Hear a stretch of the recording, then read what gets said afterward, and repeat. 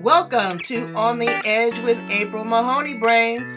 Here, this is the spot where the conversations are pointed, the guests are sharp, and the responses are never dull. Did you bring your thinking caps? Because it's time to put them on. Because the conversation starts now.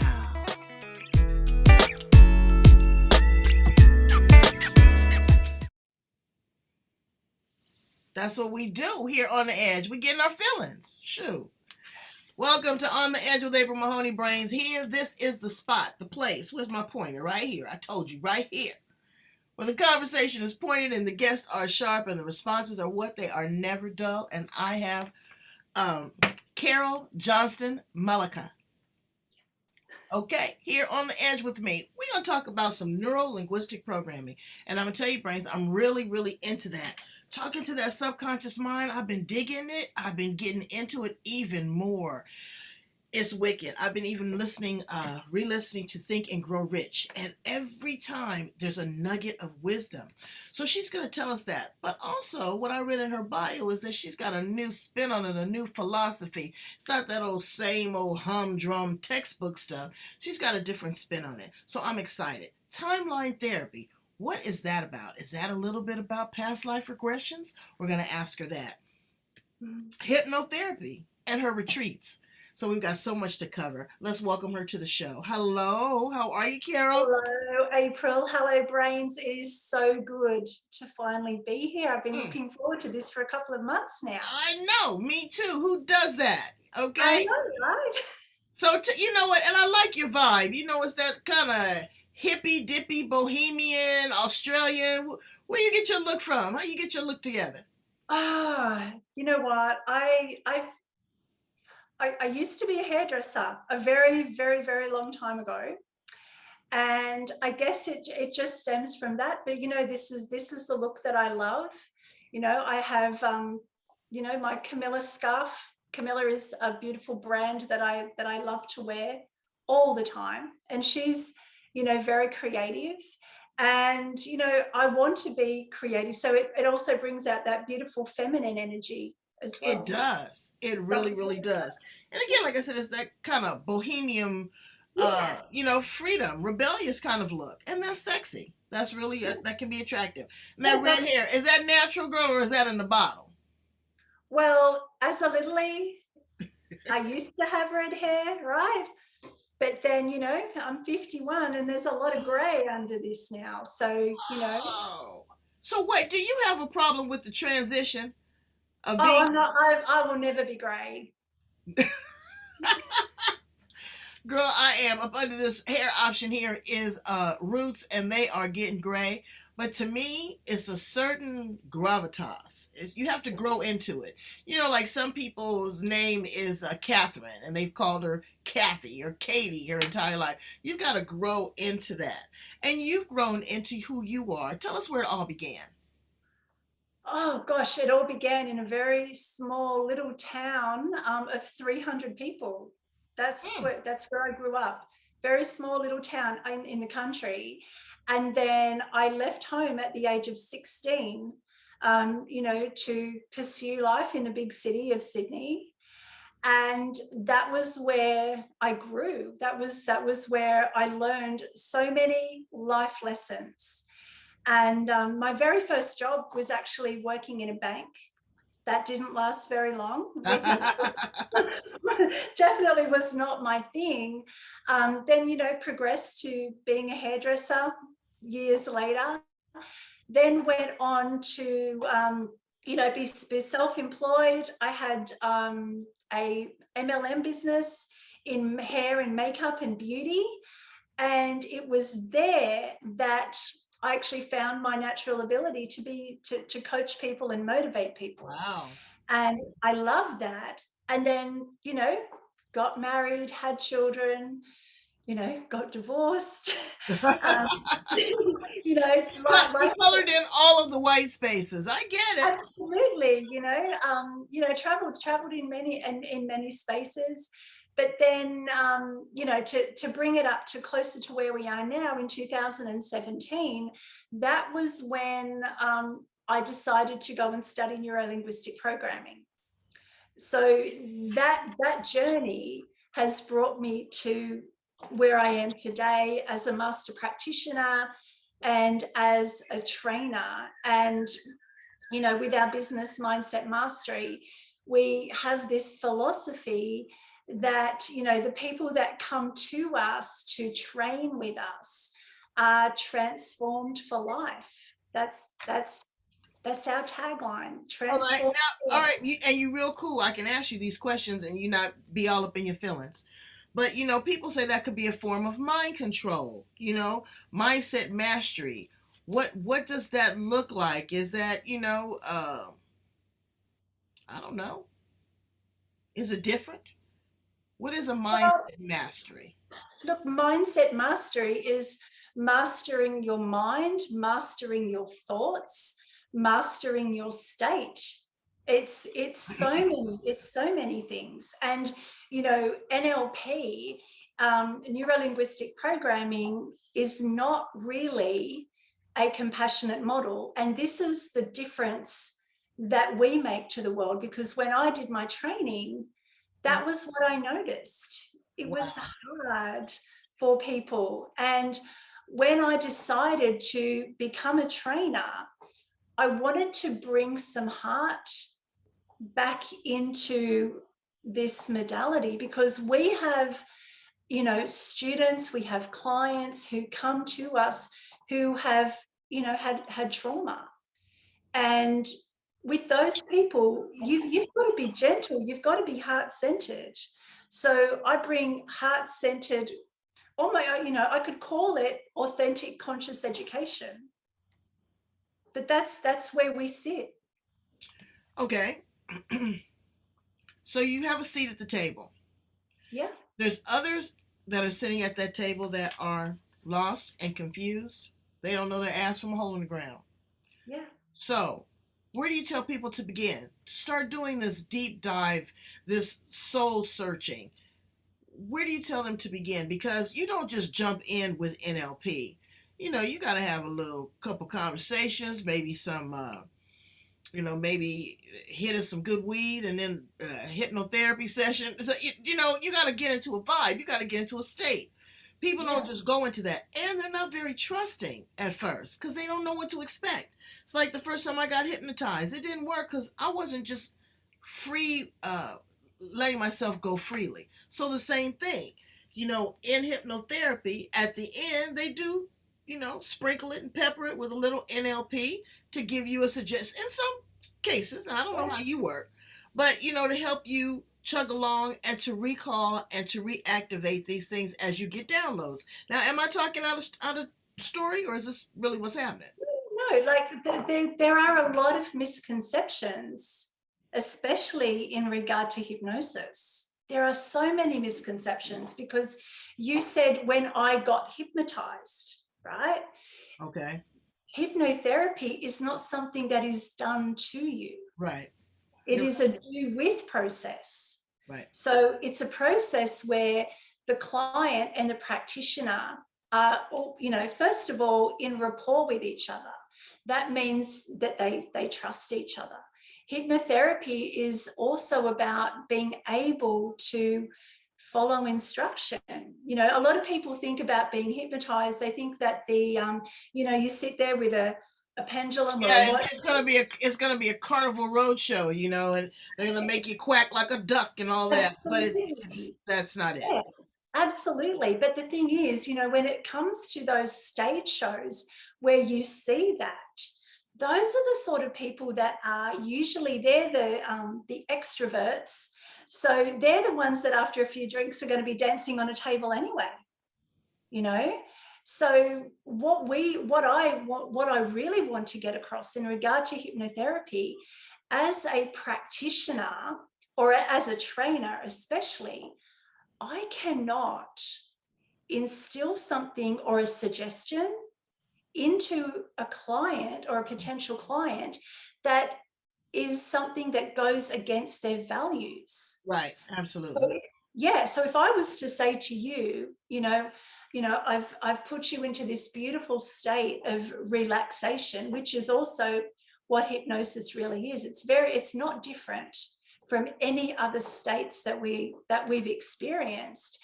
But if I put you into this beautiful state of hypnosis, and then I said, April, tomorrow at this time, you're going to go down and, let's say, rob a bank, right? Mm-hmm. If that is in your values, you'll do it. But if that is not part of your moral compass, that your unconscious mind can reject that. Well, I don't know. And I say that I believe what you're saying, but there's a lot of hocus pocus alamocus. And there are hypnotherapists like Uber drivers. They're just everywhere. Everybody can't take you there. What are you looking for when you are seeking out someone to take you down? Yeah. And the thing is, what we have found, a lot of people who come to us for hypnotherapy, it's like we do a lot of questioning. So you may have someone come to you when they think they need hypnotherapy because this is the surface problem. They come to you with a problem. It's sitting right here on the surface. But once you get into it and you ask these very, very crucial, important questions, most of the time, hypnotherapy would just be like putting a Band-Aid on it. And that's where the NLP, the timeline therapy comes in. I mean, when I work with clients, I use hypnotherapy right at the end rather than going straight for the hypnotherapy. So you leave kind of loopy. Oh, Talk a little bit about timeline therapy. What is that? And how does that play a role in all of this? okay. Timeline therapy is it is a beautiful modality. It's my favorite thing to teach, and it's my favorite thing to use. So before I tell you about it, I also want to let you know that as human beings, we feel 5 negative emotions. Okay, so those 5 negative emotions are anger, sadness, fear, hurt, and guilt. Agree? Agreed. Yeah. So when we hold on to anger in our nervous system, what can happen is that will enable us to lash out at people. So we can lash out at people when we're angry, we can lash out at people verbally, physically, mentally, emotionally. Okay. Anger is what we call a stimulant emotion. Sadness, when you hold on to sadness in the nervous system, that gives you the capacity to hurt ourselves. When we are sad, that is also the precursor for depression as well. When someone is depressed, they're living in their past. Does that make sense? Yeah. Yeah. Then we have fear. So fear is of the precursor for anxiety. So when we hold on to fear in the nervous system, that means that we're living too far in our future. And anxiety is a warning from the unconscious mind to focus on the now. Because, I'm sure you've had times in your life where maybe you've thought so far ahead of what could happen, what might happen, what may never happen. And you get all, head up about it. And that creates this fear or anxiousness. So that makes sense. Yeah. So that means when we have anxiety, we're living too far in our future. And the beautiful part about timeline therapy is that we can say goodbye to anxiety and depression very, very quickly by releasing sadness and fear. And then we have hurt and guilt. I mean, when hurt people just want to hurt people. When people are hurt, they want everyone else to feel what they're feeling. Misery loves company. They want you to be worse than they are. Absolutely. And then, we've got that emotion of guilt. And, what I find is that a lot of people who feel guilt, it's not even theirs. It's been put on them by other people. So coming back to timeline is all about releasing anger, sadness, fear, hurt, and guilt from our past. So past events that we are emotionally attached to, we release those emotions in timeline to then set us up to have the most beautiful, compelling future. It's like wiping the slate clean. And when you think about an event from your past where you've had emotional charge, it no longer matters. It has nothing, like there's nothing. That's timeline therapy. Wow. So you teach that different than NLP. Do you do any Reiki? Well, I am a Reiki practitioner, but I don't teach it. My husband is a Reiki master, but he doesn't teach it either. He's a coach as well. So a lot of people in Australia are really into this type of work. I can't say it's energy work because that's something totally different. It's not spiritual. It's more clear. It makes you clear, clears out your clutter, per se. Absolutely. Absolutely. How do you build on that? And how do you maintain something like this? I mean, is this, when we go through these processes, is this something I could walk away with and say, you know what, if I never saw Carol again, I would be instilled with the tools to survive? Is that the kind of... Well, the thing is, like in regard to our training, we actually do bring a spiritual element and an energetic element as well. And when I teach that in the training room, I actually stand on a spot and I go, right now I'm jumping out of NLP and we're jumping into, energy, law of attraction, the spiritual world, whatever you want to know, because usually in the training room, when people are learning NLP, something spiritual, something energetic, something about the law of attraction will come up. And I don't shut it down just because we're in NLP training. I let the students guide me to where right, where they need to go, because you never know. That's a whole new experience for them. It could be a clearing. It could be, again, it could be a download. It could be a breakthrough. A lot of things can happen in those moments, and you never know when it's going to burst out. Let's talk about bursting out. How do you do all this and maintain a loving relationship with your husband and your kids? Well, my kids are man children. So I have a 19-year-old who is pretty much doing his own thing. I have a 27-year-old who has just gotten married 2 weeks ago. Congratulations. Yeah, so he's up in Queensland, and then I have my 17-year-old stepson as well. So we find the balance. Luke and I are very committed to each other and our business. So, we make sure that we schedule our date nights and our time out. And when we're head down in the business, we're head down in the business. Brains, look at that. Her sweet stuff done jumped in there. This is a husband and wife dynamic duo. Carol, introduce your husband to my brains. Oh, hi, Brains. This is my amazing husband, Luke. Hi, Luke. Hi, how you going? Anybody tell you look like Phil Collins? Oh, Again. when I had hair and when I didn't have hair. So I know. That was my dude. I don't know what happened to him. That was, oh God, he could sing anything. Yeah, he's a great musician. Amazing. And so I heard that you were in the music business before. Tell us about that. I've been in the music industry for about 40 years, and just at the moment, just taking a break. But I taught for over 22 years.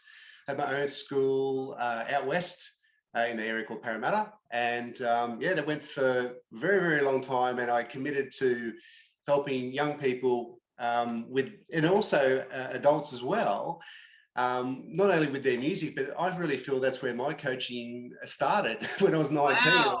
helping people through their issues. It is, and you know what? Music is such a motivator. I take guitar lessons, okay? Awesome. It's a challenge, but I'm doing it to stimulate my brain, because as I move into my golden years, I forget things. But muscle movement and your placement and trying to strum and keep time and sing the song. Let me tell you, it is work. It is not for the faint at heart. Do you? I know you play instruments. What kind of instruments do you play? I've been playing drums since I was 7 years old. See, and the drum is the engine. You know, it gets it going. See, Phil Collins, I'm telling you, that's your DNA. That might be your people. That might be your tribe. It's been really fun, and the thing is that if you find something that's enjoyable, you keep doing it. But in regards to what we do at Mindset Mastery NLP, I've just shifted focus, and going a bit deeper to help people. Had to take music for a bit of a back step for a little bit, and I think especially during COVID, it was very hard to obviously play a live show. But it's more about, you start to change your ideas on how you can help people. So that's where I take. Absolutely. And you can always incorporate that. Absolutely. People tell stories, they write lyrics. I use my singing bowls now and I just transform it to another place. And I don't know what I'm playing, but the universe knows what I'm playing. So thank you so much for popping in and saying hello to us, Luke. We appreciate you. All right. Thank you. All right, Brains, that's Luke. Up in the business because you are a leader in the industry down there. Tell us about your retreats and when are they coming back? Well, we haven't actually got any scheduled at the moment, purely because of the way of the world. We had one booked in, gosh, nearly 2 years ago now, and we still haven't rescheduled that. Right. Just because of travel. People are still a little bit wary, and we want to make sure that we can serve people at the highest level. So what we've had to do is we've transitioned our trainings to online. We've gone back to live, and retreats are a little bit down the list at the moment. But once we get back up with that will be happening. You can still do things virtually. There's still ways to connect with you. The courses. I was thinking about, what all this has taught me. And I want to ask you, what has all this taught you with the isolation of COVID, with COVID itself? Do we mask? Don't we mask? Do we get the injection? Don't get the injection? What do we tell our kids? What's been rattling around in your mind, and how have you had to change your own conversation to deal with all of this? Well, look, at the end of the day, everybody has their own opinions about what it is or what it isn't. And, the thing that I know is that, we have had to change every element of our business, so we were completely live in the room with the people. I love to hug people and get right in there and really feel the feels. And then once all that isolation started and we were in lockdowns, we had to literally flip it, and we had to do that very, very quickly. So, I'm not sure what it's like for you where you are, but for us, it's crazy. They're changing everything, and the petrol is like almost $7 a gallon to get anywhere. Oh yes, they're doing the most. And I live in San Diego, California, which is like similar to Sydney. Very affluential and expensive. I've been to Sydney. I came with Ellen DeGeneres. It's a lovely place. I do. I absolutely, and the Patty Market. It's like a modern day swap meet. So I love it. I love it. There's a lot of different cultural beliefs there in Australia. How does the work that you do and the way that you connect with source energy maybe migrate or integrate with some of the great First Nations people there? Do you ever have any interaction with tribal people, or really kind of get to it? Because there's a vortex down there in Australia. It is, I call it the root chakra of the world, and it just seems like things are just swirling up from there. But it has to come from somewhere, and those are some of the indigenous people on the planet. They have an extra chromosome. What's the vibe like? Well, we get many walks of life, that come to work with us, and that come into our training room. And what we have found with the people that we attract, every single person, they're always heart-centered. They're always more than likely, source connected.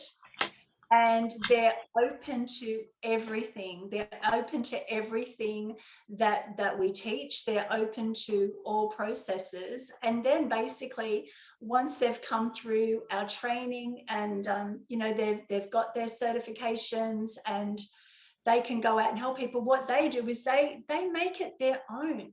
So we give them this beautiful foundation. Right. Then they go work with their people. Right. Because you got to blend with your tribe. You got 100%. to understand, and there's a trust factor there, like you said. Before you're going to let anybody, you don't just pick a hypnotherapist or someone to go through timeline therapy out of the cotton picking off Google.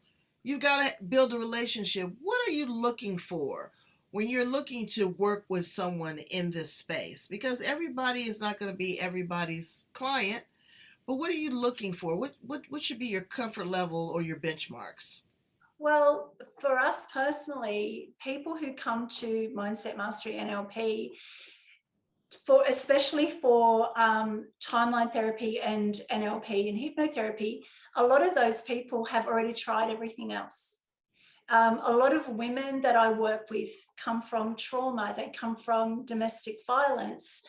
And they've been through the counseling, they've been through the psychotherapy, they've been through everything else out there. And sometimes we're the last resort. But the beautiful part is we get to the root cause of the problem very, very quickly, and we can help people heal and just move on. But the other thing that I find is really important is that energetically, I want to be aligned with my client. And before you and I got on this podcast, I was talking to a potential client and I said to her, really, it's really important that we are energetically aligned, because I don't just work with anybody. I mean, mostly my work is with referrals. And because they can block the source. Absolutely.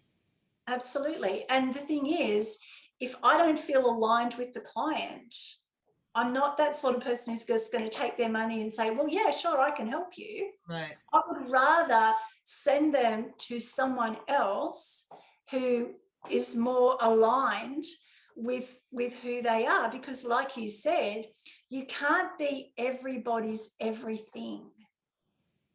Well, that's for differentiating that. Shifting that is what a lot of people have a problem with, because they're the people pleaser. They are the empath. They are the, I don't want to be the one to say no. They can't make a decision. So people really have to figure out, where are you at? Are you ready to springboard? Are you ready to move forward? Are you stuck? Wherever you are, it's okay. It's all right. But you need to, identify, look, I want to stop drinking. I want to get out of this domestic violence situation. I want to get my money right. I want to build a relationship with my spouse. Just identify, write it down, look at it. Let it be your mantra for a few days. Let it resonate in your heart. And I'm telling you, brains, it will flourish. Something will open up like a lotus flower, and you will feel free, and you will feel relaxed. And then you can go to the next step of really changing that conversation that you're having, because neuro-linguistic programming is not just your subconscious mind talking. It's really going deep, changing things at a neuron level, brains.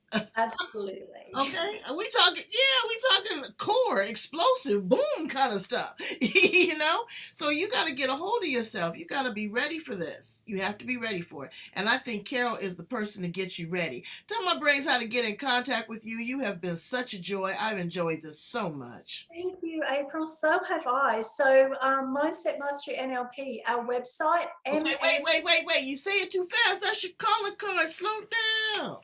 Okay. Mindset Mastery NLP. Say it again. Mindset Mastery NLP. That's right. Get it, brains. Mindset Mastery NLP. Now, our website is actually mmnlp.com. Wow. mmlmp.com. NLP? NLP. So MMNLP. NLP.com. Yeah. You have the information. We've given it to you 6 times, so you have no excuse. Go in and check it out. Information is powerful when it's applied. Okay? Because you could be sitting there like lunch meat, a big old piece of bologna, and not get it. So, again, sandwich that together. Make it whole. Thank you so much, Carol, for being here on the edge. Come back, keep me posted as to what's going on. And, you're just the business. You really are. Thank you so much. Thank you. All right. Brains, go in and handle your business right now. You see that? I need you to love, like, and share. Again, love, like, and share. One more time. Love, like, and share. And subscribe on the edge. See, when you say things over and over and over again, it plants it in their subconscious mind. Thanks, Carol. Bye, Brains.